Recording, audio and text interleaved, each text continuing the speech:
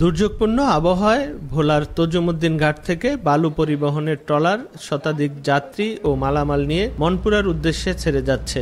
বৃষ্টি থেকে রক্ষার জন্য ট্রলারের উপরে পলিথিন দিয়ে দেয়া হয়েছে বিশেষ ছাউনি। রোদ বৃষ্টির মধ্যেই গত ৮ মাস এভাবে জীবনের ঝুঁকি নিয়ে যাত্রীরা প্রতিদিন উত্তাল মেঘনা পাড়ি দিয়ে মনপুরা দ্বীপে যাতায়াত করছেন।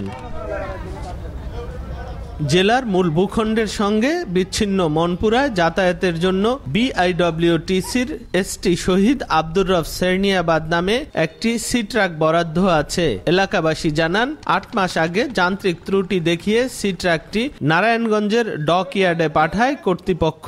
অভিযোগ উঠেছে, বিআইডব্লিউটিসির সি ট্রাকের চালক মোহাম্মদ রাব্বি তার আত্মীয়দের সহযোগিতায় একটি সিন্ডিকেট গড়ে তুলেছেন। সি ট্রাক না থাকার সুযোগে তারা বালু পরিবহনের ট্রলারে করে যাত্রী পারাপার করছেন।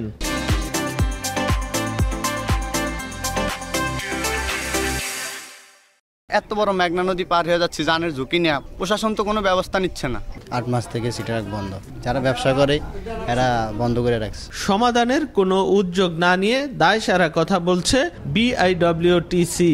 রাব্বির যখন আমার পেয়েছিলাম আমি রাব্বিকে ট্রান্সফার করে দেওয়ার ব্যবস্থা করেছি। আমার যতটুকু কর্তব্য আমি এটা করেছি। সি ট্রাকটি চলতি বছরের এপ্রিলে 2 বছরের জন্য মেসার্স ইয়ানুর এন্টারপ্রাইজ নামে একটি প্রতিষ্ঠানকে ইজারা দিয়েছে বিআইডব্লিউটিসি। নাসির উদ্দিন লিটন, সময় সংবাদ, ভোলা।